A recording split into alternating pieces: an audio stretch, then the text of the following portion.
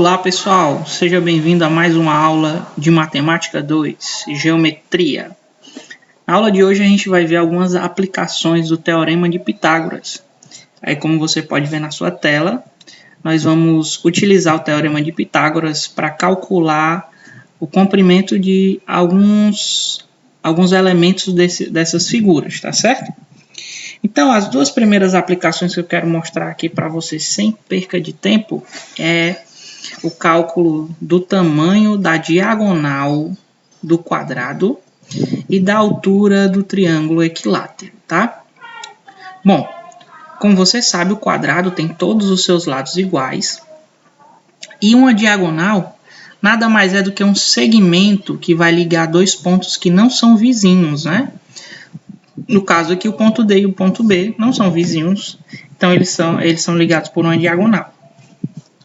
Então, como é que eu calculo o tamanho dessa diagonal?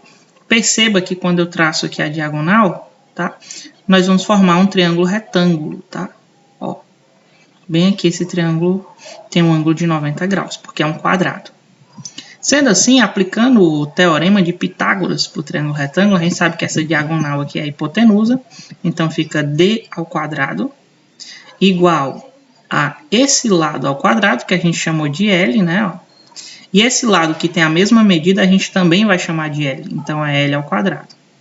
Somando L ao quadrado mais L ao quadrado, nós ficamos com 2L ao quadrado. Só repetir o D ao quadrado aqui. Bom, como é que está aqui ao quadrado? Na próxima passagem, né, da resolução, a gente vai transformar isso aqui numa raiz, né? Ó, esse D que está na forma de potência, vira uma raiz bem aqui. Sendo a raiz, vai sair para fora da raiz quem tiver elevado ao quadrado. No caso é o L, né? O L sai da raiz e perde o expoente 2. Então, o valor da diagonal é igual a L raiz de 2. Ou seja, se você conhecer o tamanho do lado do quadrado, para você determinar o tamanho da diagonal, basta que você multiplique o lado do quadrado por raiz de 2. Exemplo, se você tem um quadrado de lado 5, então a diagonal dele vai ser automaticamente 5 raiz de 2. Isso tudo a gente descobriu aí utilizando o Teorema de Pitágoras. É claro que nem toda vez você vai ter que fazer todos esses passos para chegar aqui no final, tá? Isso aqui é uma fórmula, ok? Que lhe permite achar a diagonal. Só estou lhe mostrando que através do Teorema de Pitágoras a gente pode chegar nessa fórmula rapidamente, de forma bem precisa. Tá certo? Bom, essa aqui é a forma de você achar a diagonal do quadrado. Agora vamos para a forma de achar a altura do triângulo equilátero, ok? Bom, o triângulo equilátero é o triângulo que possui todos os seus lados de mesma medida, tá? Então, esse lado GE aqui tem a mesma medida do lado EF e tem a mesma medida do lado GF. E aqui eu tracei a altura, tá, pessoal? No triângulo equilátero, a altura será, vai ser também mediana e bissetriz. O que é que isso quer dizer? Que quando eu traçar a altura, essa altura vai dividir esses lados aqui em duas partes iguais, porque é mediana, tá? A mediana divide o lado oposto em partes iguais. Ou seja, EH e HF têm o mesmo tamanho, que é a metade disso aqui.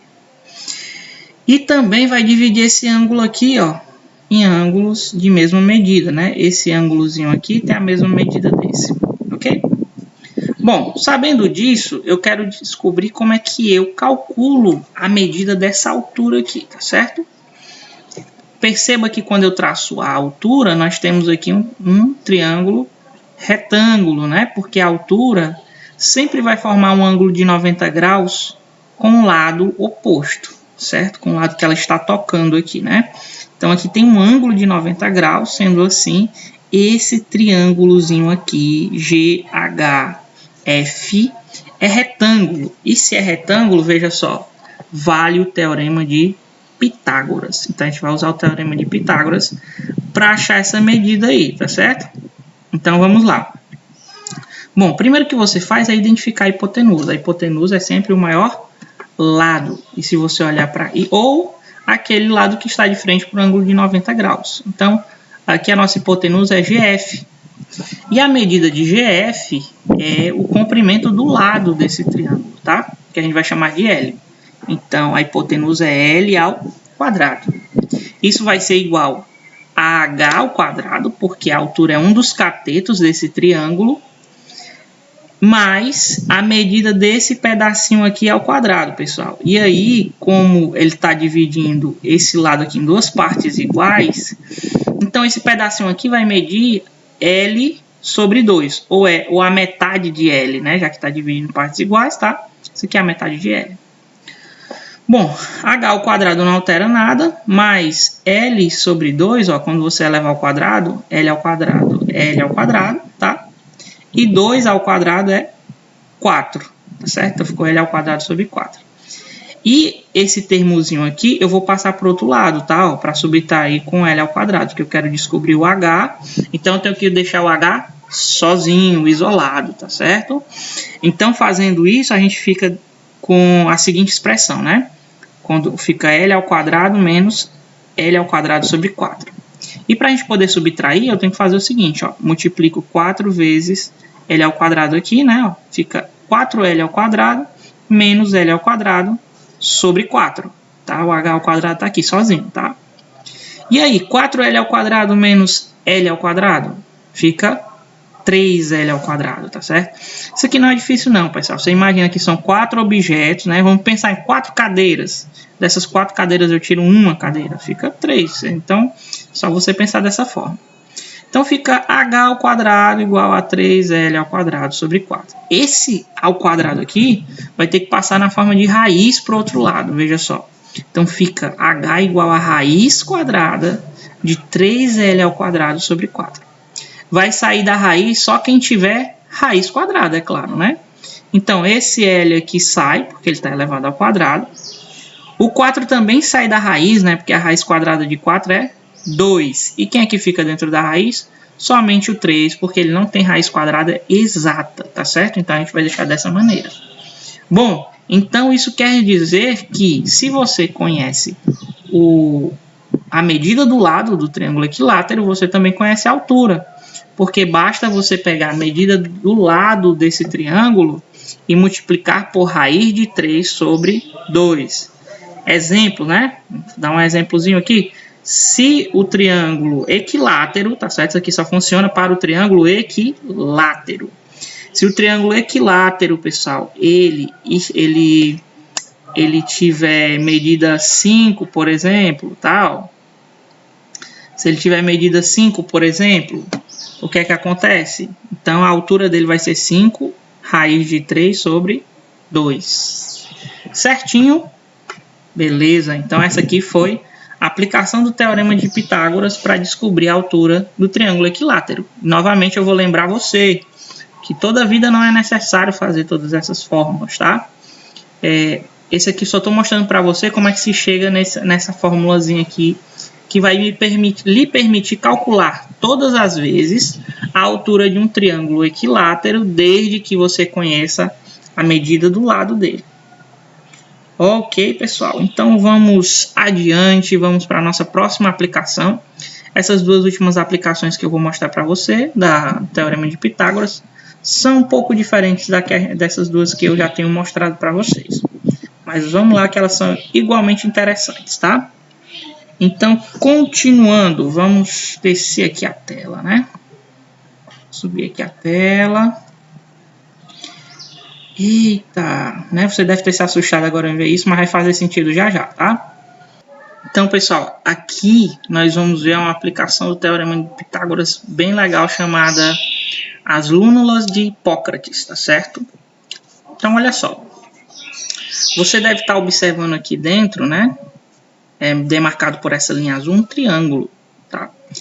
E aqui, tomando esse triângulo, essa região vermelha, é o que a gente chama de semicírculo. Então, branca aqui, pessoal, é o que a gente pode chamar de lúnulas, né? Você percebe aí que tem o formato de uma lua aí. E a gente tem como relacionar essas áreas, tá? Essas áreas que estão aparecendo aí, nós conseguiremos, através do Teorema de Pitágoras, é claro, relacionar essas áreas, tá? Então é o seguinte, o Teorema de Pitágoras, ele vai nos... Uma das implicações dele é que é o seguinte, se você construir uma semicircunferência sobre a hipotenusa e construir semicircunferências, como você vê aqui, ó, sobre os catetos, certo? A área dessa semicircunferência maior vai ser igual à soma das áreas das semicircunferências menores, tá certo? Então, essa semicircunferência, ó, JK, que é a maior em vermelho, é igual a área da semicircunferência JI mais a área da semicircunferência IK, ok? Então, olha que interessante, né? Ó, sabendo disso, a gente pode concluir o seguinte, ó, que essa parte branca aqui, JI, ó, só a parte branca, mais essa parte vermelha, JI, mais essa parte branca IK, aqui em cima, né? Mais essa parte vermelha IK também, né? Ó, você está compreendendo, né? A parte branca mais a vermelha e a parte branca mais a vermelha desse lado vai ser igual ao que, ó? Ao triângulo, certo? Mais essa parte vermelha, mais essa parte vermelha, que forma a parte vermelha toda, né? Ok? E aí o que que acontece? Como esse VJI aparece desses dois lados, ó, você pode cortar ele. E como esse V e K aparece dos dois lados também pode cortar ele, tá certo? Então, esse aqui é anulado e esse aqui é anulado. Onde tem V é anulado, tá certo? Porque tem dos dois lados da igualdade. E aí, qual é a conclusão que nós chegamos? Que a soma das áreas das partes brancas da figura, ó, a soma das áreas das partes brancas da figura das lúnulas é igual à área do nosso triângulo retângulo. Olha que interessante, né? É algo que não dá para se perceber de maneira fácil, mas a gente acabou de demonstrar matematicamente utilizando o Teorema de Pitágoras como ferramenta principal, tá certo? Então, novamente, a área das lúnulas, a soma da área dessas lúnulas, das luas aqui, a gente pode dizer assim, certo?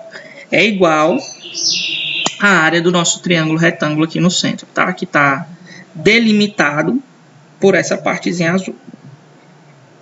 Ok, então essa aqui é mais uma das aplicações do Teorema de Pitágoras. E aqui vamos para a nossa última aplicação, tá certo? A nossa última aplicação do Teorema de Pitágoras.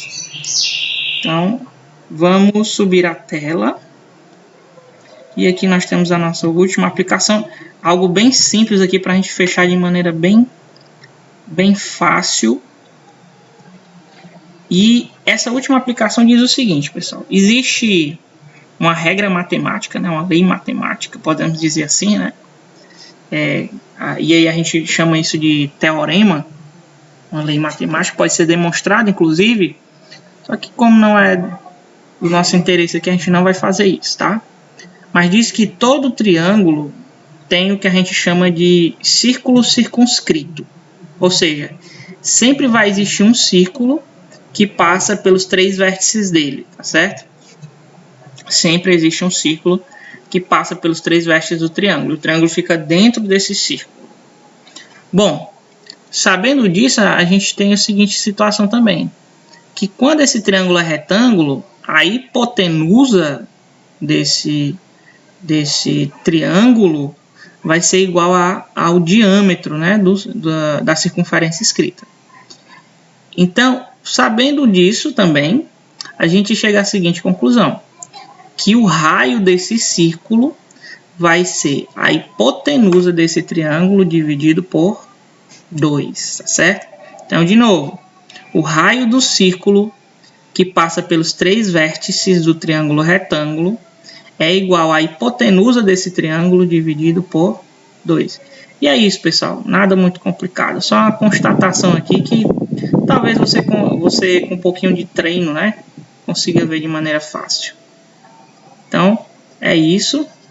Espero que você tenha gostado aí dessas aplicações interessantes aí para o Teorema de Pitágoras. E é isso. Bons estudos. Até a próxima, pessoal.